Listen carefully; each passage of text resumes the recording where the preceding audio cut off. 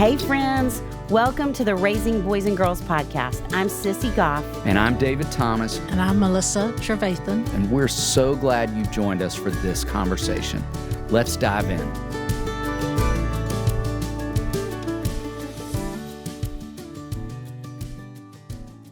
Hey, David Thomas. Hey, Sissy Goff. We had a great conversation about who kids are in stage 4 recently. And I worry I kind of left the folks hanging there with some You did scare them a little. I think I did. I hope they ate ice cream But they after had that patches. episode. They did have patches, which makes everything better. Yes. And so we thought, you know what? We need to begin the follow-up conversation of what they need with a voice that we love and trust. We're going to start with a place of hope. So will you tell them what you're reading from? Yes, this is from our amazing, delightful friend, Kate Bowler, in her new book, Have a Beautiful, Terrible Day. And she specifically wanted us to share this with you. And we couldn't be more excited about this reminder. It's called For a Cluttered Mind, which every parent of an adolescent feels like their mind and home and all the things are cluttered. She starts off with Psalm 118:5 from the ESV that says, "Out of my distress, I called on the Lord. The Lord answered me and set me free." Some days are like magnets. They accumulate clutter despite our best efforts. We try to move through the day, but now we're tripping over all that is still unsolved, unfinishable adolescence. And all our trying just seems to leave new errands behind as reminders of what's left to do. And so our minds too become cluttered spaces. Where are the clarity and the freedom necessary to be able to do what is important? The first things of the kingdom of God. They're under here somewhere. The familiar things I touch, my home, where even in the dark, every corner is known, the hidden messes, the signs of wear, the tasks still undone I probably won't get to again. God, my brain is a junk drawer stuffed with every worry. Everything's in there. The people I'm really worried about, the world's disasters that seem to keep getting worse, the pile of tasks that are as yet undone, leftovers from yesterday's big projects, the half-assembled necessities for tomorrow. But nothing seems useful. Nothing will be essential for the needs of today. God, I need to get my head on straight. Have I woken up in the wrong movie? Maybe the script I'm in is way simpler than I thought. Oh, I see. The hero awakes, eats breakfast, and turns to the one thing necessary. The pause that connects her to her creator and the purpose for which she was made. For love, nothing else. Let's shut the drawer. And the reflection prompt says, dealing with worries can be like playing whack-a-mole. They pop up one by one and demand action. Let's decide for a moment that instead of really getting in there, bam, bam, bam, we will put down the mallet. I know we can do it. Short breath in, long breath out. Again, again, again. And now let's talk about adolescence. And now let's talk. You set the stage beautifully for some things I want to talk about. Last week when I was listening to you, I loved when you talked about the importance of kids having other voices, because that's the first thing I would say for boys. They need to hear from other peers who are moving in good directions. They need to hear from other healthy, trusted adult voices as well. So I believe so strongly in youth group, D group, young life, some kind of small group experience that's adult led, where he can come together with some other guys his age and they're moving in a helpful and healthy direction, because he's going to get pulled in a lot of hard directions with peers. You know, there's a lot of truth to that age old funny saying about, you know, once a group of boys come together, their collective IQ goes down. And so they just can come up with a lot of knucklehead things in those moments. And then I think the culture is speaking a lot of really harsh and harmful things to adolescent boys as well. So I want him to be hearing from trusted voices. He needs it desperately in this space. And, you know, I would even invite you, as you're listening as a parent, think back on who those people were for you in high school. Like, I think sometimes it is a youth pastor, or sometimes it's another friend's parents. I can remember really being dialed into some of my friends' parents too. And often, and we say this so much in our work, we say to parents all the time, like, we are saying some of the exact same things you're saying, not just similar, exact same things. And it will sound different just because we're a different voice. And the temptation, I think, in this space, I talk about the switching of the P's, and the P's are parents and peers.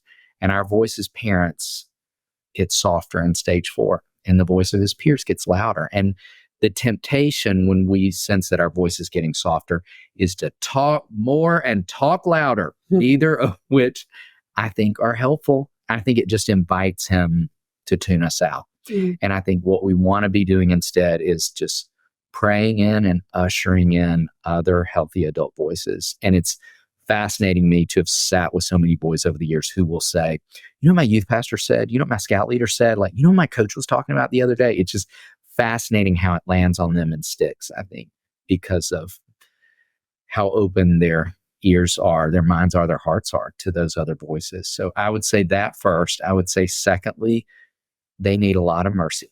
You heard me say last week, he's going to be the worst version of himself in this stretch. This is the worst episode. 13 to 15 is the hardest stretch. And when he's in that space, we talked about it last week, it's going to be more clumsy than clean. He's going to fumble the ball more than carrying the ball down the field. And as that's happening, he's going to need us to remember and go back to that reminder again and again and again. Like, he's in the hardest stretch.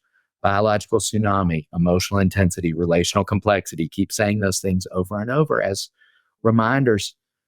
I even encouraged a family I was with recently to write down on a note card a verse that I love so much from Titus chapter 3, verses 4 and 5 that says, when the kindness and love of God our Savior appeared, he saved us, not because of righteous things we've done, but because of his mercy. And I think there's a great roadmap right there for extending mercy in this way to a kid who's in a struggling place, and thinking about that being the reality of how my father has dealt with me.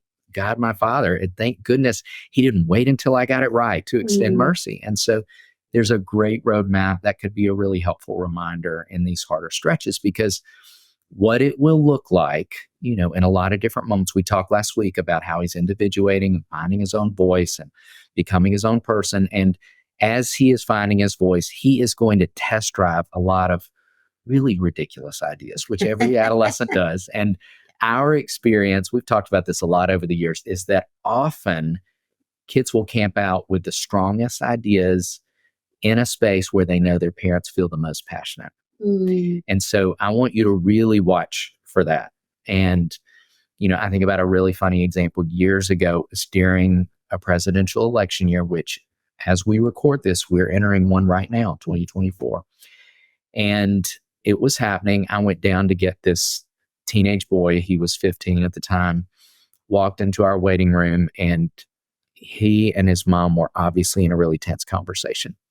And he said, we're just talking about my cell phone and wondering if we could have this conversation with you in the room. And I looked at the mom and I said, would you want to do that? She said, oh, I would love for you to be in the room while we talk about this. The conversation is not going great right now. And so we started to head up, and this boy picked up his backpack, which was covered in bumper stickers. And bumper stickers for a particular candidate that I know with great certainty his parents were not supportive, just knowing this family. And I thought, that is so interesting. And I did not remember this boy being so politically minded. And we got upstairs, and he kind of started in right away about how they disagree about cell phone use. And his mom was just listening, doing a great job. And he said, you know, it's kind of like the election. You and I just don't see it the same way. And then he started in on kind of this political rant. And I remember it felt a little bit like whiplash. Like, how did we get from the cell phone to politics like that? And I looked over at his mom to see if she was experiencing whiplash. And her face was getting red. Her neck was getting red. And I could see her jaw getting tight. And all of a sudden she's like, stop it. Stop it right now. Stop talking about that. And I was like, okay, time out. Hold up. I said a couple of things. And then I sent this boy out of the room and had a little time with his mom. And she said, David, he makes me want to lose my mind when he starts talking about politics. And I said, I can tell. And She said, I have no idea where it's coming from. And I said, well, let's camp out there for a minute. Where do you think it's coming from? And we were able to have this really great and thoughtful conversation about this kid is in the throes of individuating. He's trying to form his own opinions, find his voice. And he had chosen this category, which again is one he knew his parents felt very passionate about and had gotten so loud. In fact, I would learn in that conversation, not only had he covered his backpack, but he had the night before waited until his parents got to bed, went into the garage. I don't even still know how he got this. And he had got one of those banner signs for this candidate.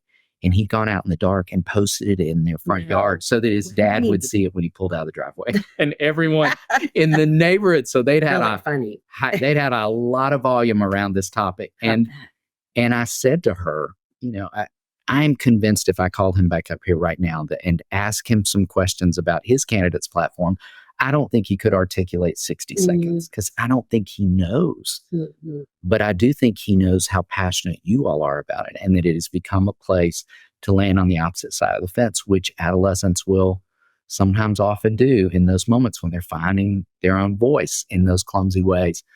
And I laughed with this mom, as you mentioned last week, and said, at the end of the day, he can't even vote. It doesn't matter what candidate he supports.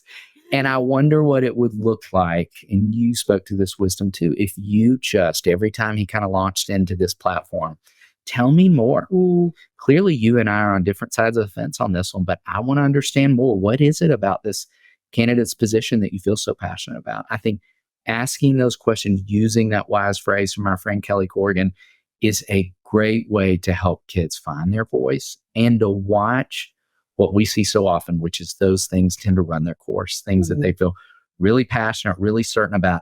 Think about it. Those of you listening right now, were there things you were really passionate about when you were 14, which you feel somewhat differently about right now? Yeah, lots for me.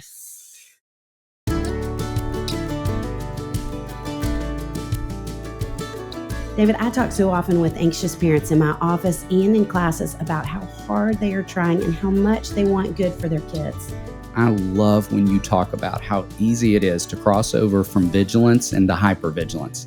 It's so easy to do. Every parent I've ever met with wants their kids to be safe and protected. I love that one of our sponsors cares deeply about that and has made it super easy for parents to offer those things. I'm talking about Fabric by Gerber Life. Getting term life insurance to protect your kids is one of the smartest financial decisions you can make. And the start of the new year is the perfect time to get it done, so you can focus on whatever else the year has in store for you.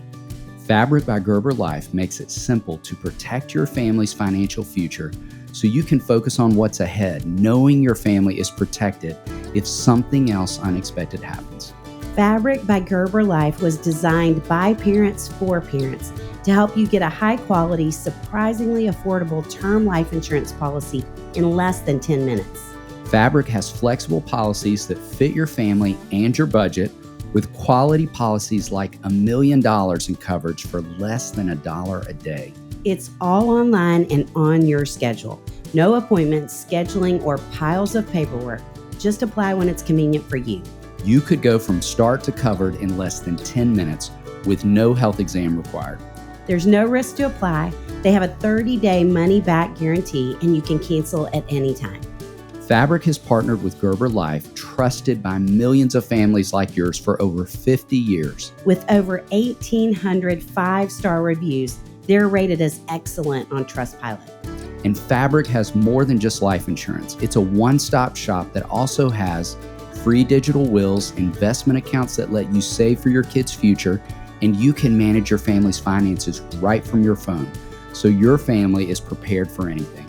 Join the thousands of parents who trust Fabric to protect their family. Apply today in just minutes at meetfabric.com/RBG. That's meetfabric.com/RBG. MEET fabric.com/RBG. Policies issued by Western Southern Life Assurance Company. Not available in certain states. Prices subject to underwriting and health questions.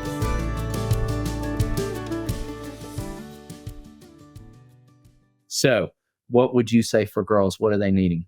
I love that you're talking about that because I do think we talked about it in the Who They Are episode, but I do think in 30 years of doing this work, I've never felt like kids were as passionate, really as philanthropic as I believe they are now, and often in the opposite direction of parents. Yeah.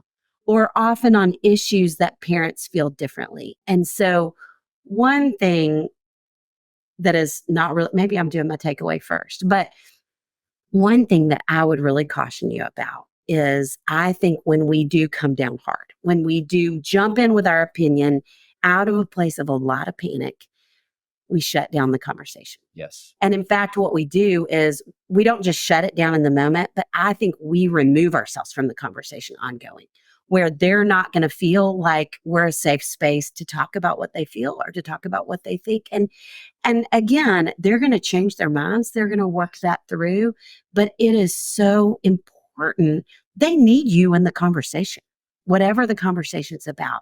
And the more we listen, I think the more we earn the right to be able to speak back into it. Yes. After we've listened.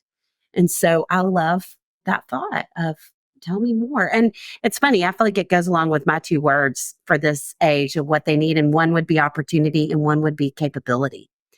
And with opportunity, we talk a lot about being really strategic in increasing their privileges and responsibilities by increments. We believe their bedtime needs to be 30 minutes later with every year. Their curfew, once they start being able to go out at night, it needs to get a little bit later with every year of their life. Their online privileges need to get a little bit wider. All of the things that we want to think strategically about. How do we really gradually let the rope out as they're moving towards real independence and autonomy so that when they mess up, and they will mess up, we can pull it right back in and then we let it right back out. Because number one, we want to prevent that phenomenon that a lot of us hit when we went to college or left the house that was, woo, I finally found freedom. And we want to give them opportunities to mess up while they live under our roofs, and we can help them work it through, whether that's technology. And again, we're going to really gradually let the rope out, whether it's technology, with whatever it is. In any way, we want to help them work it through. And so how do we give them opportunity and strategically think about letting that rope out? I remember a mom, I still could describe to you exactly what was going on in the family when we had the conversation, but her saying to me, my daughter struggles so much with images, which I get. She was a junior in high school, and she said, why would I ever let her watch PG-13 movies? And I get it again.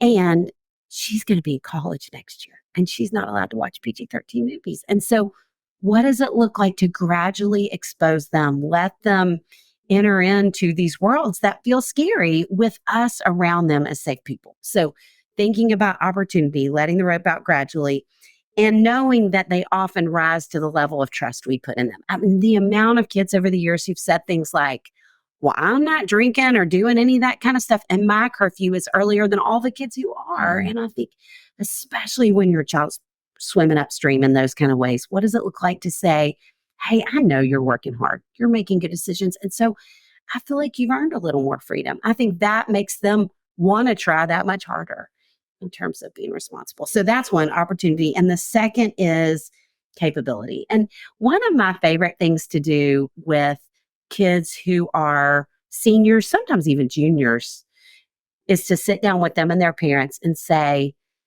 what do you want to learn to do before you go away?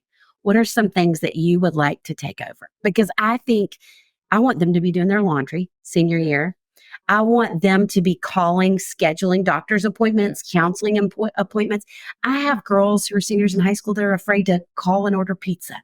They've got to be practicing all those things. But I think when we're saying you're about to graduate, you haven't learned any of these things, then it becomes a power struggle with them rather than saying to them, okay, you're going to be on your own next year and have a lot of things that are required of you that I don't think I've necessarily, anytime we can take it on us, it's better. I don't think I've necessarily done the best job teaching you. So let's talk about some things you want to learn to do. And then dads, you take her out and you help her learn to change her oil. Teach them what to do with a flat tire. I remember my sister went to a college that she called a lot of boys when she had a flat tire, and there wasn't one boy who knew how to change a tire. Kids need to learn to do that. And not just because, I mean, I do believe there are a lot of life skills they need to learn to do, but also any of those things we're teaching them makes them feel more capable, which helps them feel more confident, which I believe really wards off anxiety. Yes. And so thinking about how can you be strategic in a way that it's not just independence, but it's life skills. The combination of independence and life skills, the juncture of those two things feels really important for us to come upon at this stage and help them navigate. So good. So needed. Do you have a takeaway? I do. I would say my takeaway would be I want you to model regulation and civility. Ooh, So that's good. I think about in Strong and Smart, the workbook I did for boys, I put the hand model of the brain, which we talk a lot about with kids. And I love, developed by Dr. Dan Siegel and Dr. Tina Payne Bryson, who we also love, and helps kids develop more of an understanding of kind of what happens in our brains and bodies when emotions come into the equation. And even linking back to last week's takeaway with a code word or a cue, I have a mom who has 2 teenagers, and she told me that with her 14-year-old daughter recently, she uses the hand model. She'll hold her hand up like kind of the stop sign signal and say, "Oh, we can't talk right now, honey. Your amygdala is hanging out. We got to get that tucked in, and then we can finish the conversation." And that is that reminder for not just the girl, but the mom. Like, we both need to be regulating right now. We don't need to be talking. And so what does it look like for us to model that with these kids who have a lot of emotional intensity, as we've been discussing? And then I think it sets the stage for us to model civility and those great questions we talked about. Tell me more. What is it about this candidate's platform you feel so passionate about? What is curfew for your friends? And let's look at that. But knowing that, I don't think kids instinctively know how to agree to disagree any more than they know how to ride a bike or swim in a pool. Like, that has to be taught, and they have to see that on the people around them. And we have an opportunity. And in that opportunity, I think you and I've talked a lot about, I feel like less than ever, kids are getting to see civility modeled on the grownups around them. And again, we're in a election year. There's a lot of opportunity there. We're going to disagree with people we care deeply about, people in our own families. And how can we say, I see that different, but I sure care so much about you. I want to understand more of how you arrived at that position. So I want to challenge parents to model both those things. What's a takeaway for you? Okay, I'm going to get really practical. Please. I would imagine that you have heard the two of us talk about the Enneagram as a tool that we love. It's a tool. There's been some controversy around it, which makes us really sad, because the bottom line is it's a tool. Just like the Myers-Briggs is a tool, just like Strengths Finders is a tool. Yes, there are a million of them out there. And we love it because it is 9 types, which are really easy to remember. And we see kids take hold of it and love it. And I have this girl, I met with this girl this week, and everything about our session was what I love about this age group. And in fact, it was funny. She told me she had been to see her school counselor. And she said, I have a hard time going to see her because she really talks more than I do in sessions. And she said, I want to hear you talk. I want to hear what you think. And then she started talking, and where she went in our 50-minute session was that she didn't have enough balance in her life. And she was placing her identity so much in friendships that she lost herself in the process. I said 4 words. She got there completely on her own. And she knows the Enneagram, and she wove that back into why especially she struggles with it. And part of what we love about the Enneagram is it takes some of the sting out of, y'all have heard me say, when I get to a really bad place, I get kind of twitchy and bitchy. Excuse me for my language. But I also believe most ones do. What do you say about yourself? I can't say it on this podcast. Okay. But it's not close. good. Yeah, it's the male version of that, right? Yeah, it is. Mm-hmm. But I don't feel as bad about myself, although I struggle there, because I'm a woman. And it helps me know directions I want to grow. And especially with girls, and I think girls, all over the history of time have loved personality tests. So many of those magazines, I feel like when I was reading 17 magazine as a kid, it was because it had some quiz that you took that you learned more about yourself. So they love those kinds of things. And it's an opportunity to enter into helping them develop intuition, helping them develop self-awareness, knowing where they can grow as they're moving towards launching. And so I would encourage you. So I will use either the road back to you, because at the beginning of each chapter, it has 20 statements that you can have. Everybody in your family can have a piece of paper and y'all can tally mark how many of those statements are true, or the Enneagram Made Easy is kind of a funny approach to it. And then to look through the book and learn together, or even I have said to several people, I want you to find a conference. Suzanne Stabile, who is a dear friend of David. We love. Yes, we do. Find somewhere she's teaching. Yes. Bless you. And I will tell moms and daughters to go to do that together for a weekend. What a cool getaway. So really, that's a very practical takeaway. But I think it would be great if I wish every girl in her family could do that before they leave home. Me too. I want boys to do it too. I've had amazing conversations with teenage boys about it. And I would only add, because this is some of the controversy we have also experienced, it is an amazing tool for spiritual formation too. Yes. Amazing tool for that. Mm-hmm. So there are so many layers of benefit. I love that you threw that out there.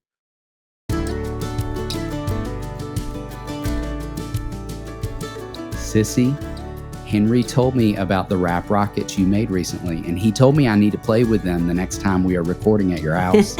Those wrap rockets are all over my house. Patches was running around the house with one last night. It is doubling as a kid's toy and a dog toy. Everything in my house is doubling as a dog toy when you have a 12-week-old puppy around. I believe you. Guess where those wrap rockets came from? Where? KiwiCo. How much do we love KiwiCo? I think I have as much KiwiCo in my house currently as I do groceries. I believe you with 2 boys 5 and under. Henry and I just ordered the veterinarian starter kit. I'm hoping it will jumpstart his career so I can get a discount on vet visits in the future. That is brilliant. Whit loves the push and go walker wagon. He and Patches are quite the parade around my house. I need to see that parade. I just ordered the Port Builders kit too, and I think the boys are going to lose their minds. I would lose my mind with that activities. Each month, kids receive crates packed with engaging hands-on activities designed to introduce them to exciting science, technology, and art concepts. There's always something new for kids to discover, like engineering robots or learning about the science of ice cream. I would love to know more about the science of ice cream. With 9 monthly programs to choose from, KiwiCo has something for kids of all ages, ranging from infants and preschoolers to teens and beyond. Discover real science, technology, engineering, art, and math concepts through fun, hands-on projects delivered to your door every month. Each crate is designed by real experts and tested by kids to ensure that every experience is age-appropriate, engaging, and seriously fun. Crates come with everything needed for kids to build, including materials and instructions. You'll be surprised at how high quality the materials are too.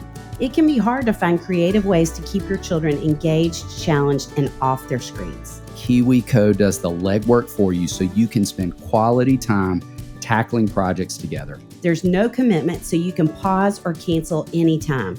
Cultivate your child's natural curiosity while encouraging them to be an innovator and creative thinker. They'll explore new worlds and rediscover familiar ones without leaving home. Give them the tools to learn new skills, build new experiences, and make new connections to the broader world. From discovering the science of magic to engineering a domino machine and more. The best part? Watching their creative confidence grow as they tackle different challenges. The moment of pride and accomplishment at the end of a KiwiCo project sparks creative confidence for ongoing tinkering and experimentation. Redefine learning with play. Explore projects that build confidence and problem-solving skills with KiwiCo. Get 50% off your first month on any crate line at kiwico.com with promo code RBG. That's 50% off your first month at kiwico.com, promo code RBG.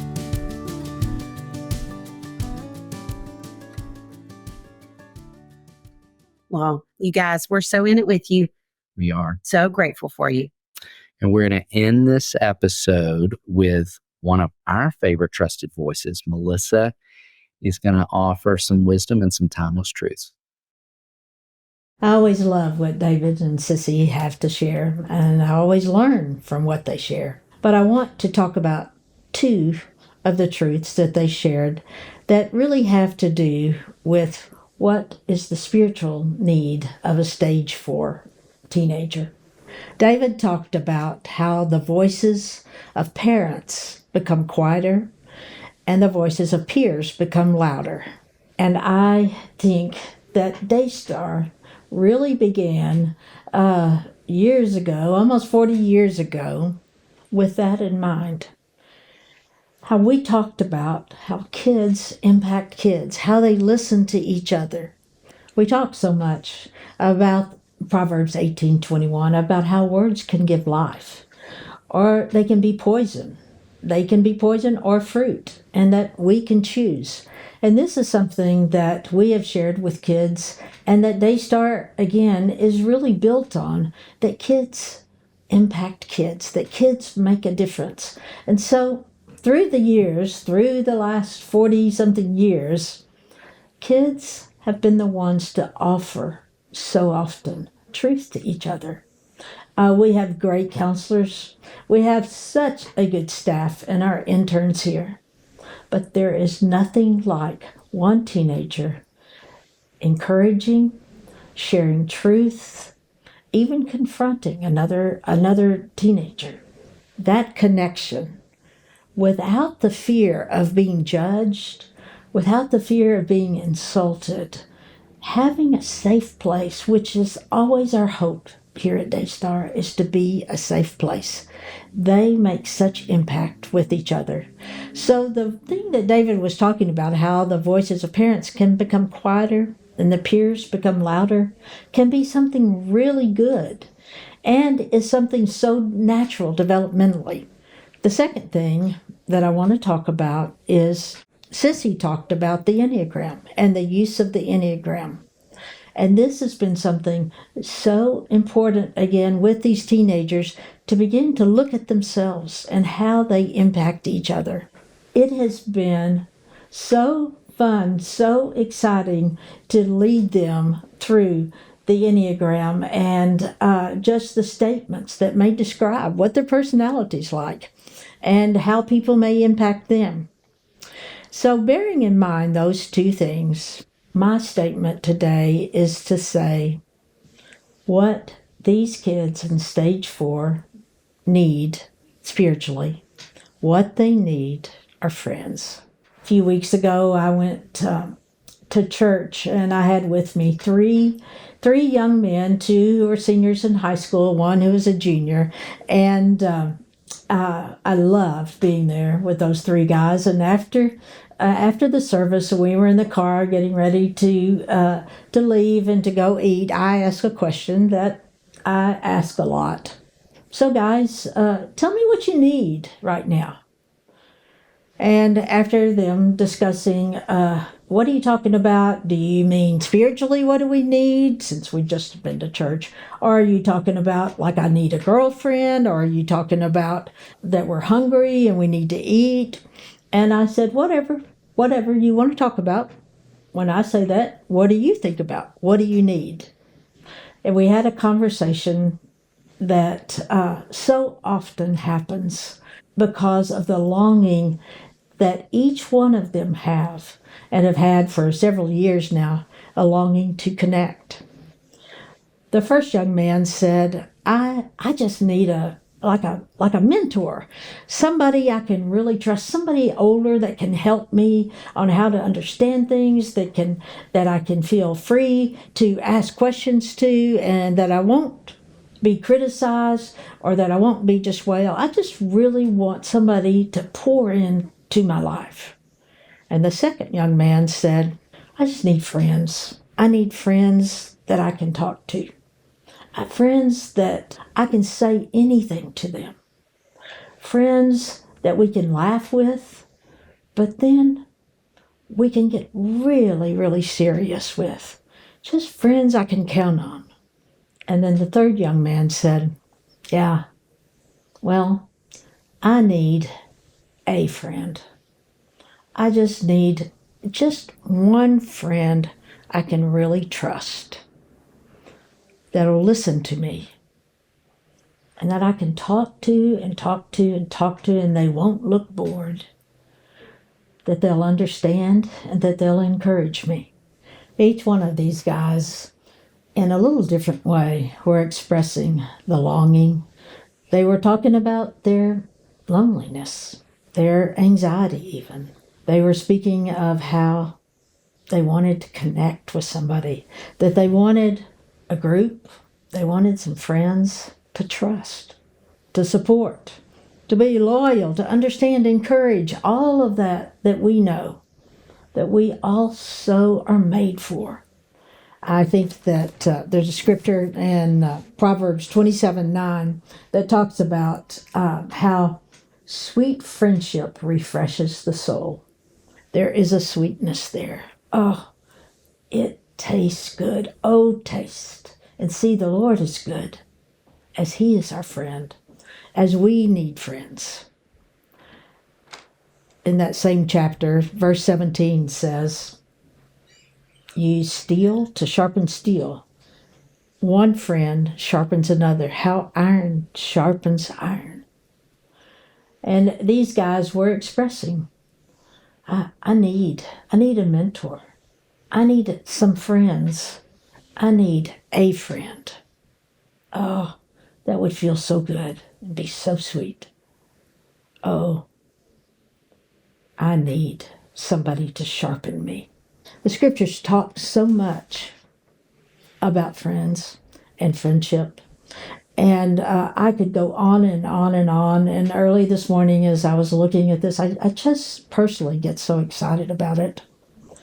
But I need to focus in on 2 or 3 things that I think are really important when we're talking about what kids need. Dan Allender shared with me, several years ago, about a friend is one who you share purpose with. And when I think about these kids and I visualize them on a mission, and whether that mission is they are having to paddle back a boat that has run out of gas and they are working together, or they are on a mission trip and they share the purpose of giving and helping and loving other people. Sharing purpose, sharing that God can use me, is so very, very important. A shared purpose can be very simple. And the depth of that purpose is that God has chosen you. As Jesus says in John 15, I have chosen you. I choose you. You haven't chosen me. I choose you. And when I see kids come to life and have passion because they have shared a very simple purpose, and again, it may be cooking a meal, or it can be something as deep as sitting down and praying with someone, or being there when someone's grieving, sharing purpose, that my life counts. My life can make a difference, is so very important. And another one that I feel like we see so much here at Daystar, it's to share conversations, that deeper talk. And we know that it is fun to talk about what happened today at school, or to talk about sports, and to talk about what you're going to wear and what the weather's like. And there's so many things that are just fun to talk about, and friends talk about those. But there's nothing like having a deeper talk. So often what kids are thankful for when we have that time each night at camp will be a conversation they had. They'll say, we just had the best talk. And you can tell that their heads are a little higher and they're smiling because they connected to someone. But there's times when we feel like we're all alone. Loneliness is so huge today. I know we talk a lot about anxiety, but loneliness is there too. That I see and talk to so many kids that have a lot of friends, but not friends that they feel like that they can really go deeper with. In those times, we will always go back to John 15, starting in verse 11, where I'm telling you these things so that you might have joy. And he talks about love one another. Put your life on the line for your friends. And then he says, the verse that I love so much, I no longer call you servants. You are friend. I love you. My grandmother loved to sit around and sing hymns. And one that she would sing over and over again is, what a friend we have in Jesus. And I know one of the verses was, can we find a friend so faithful, who will all our sorrows share? My grandmother knew and rested in the love of Jesus. She experienced being chosen by him.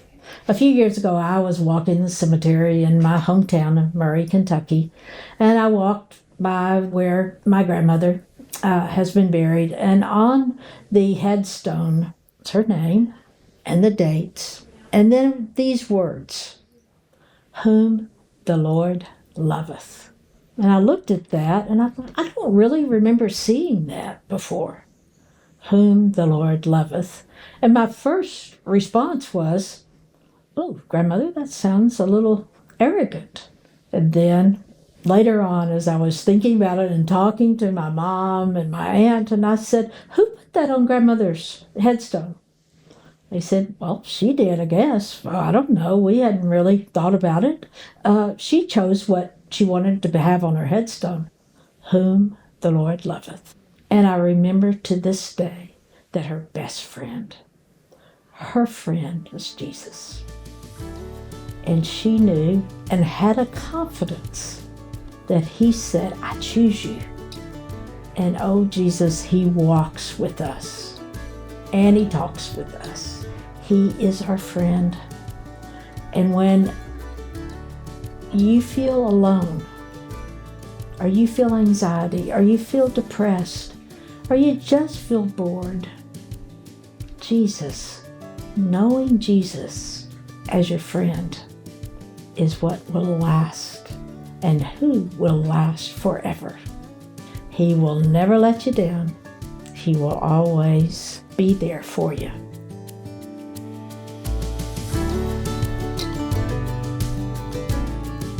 Did you love today's episode? If so, would you mind sharing it with a friend?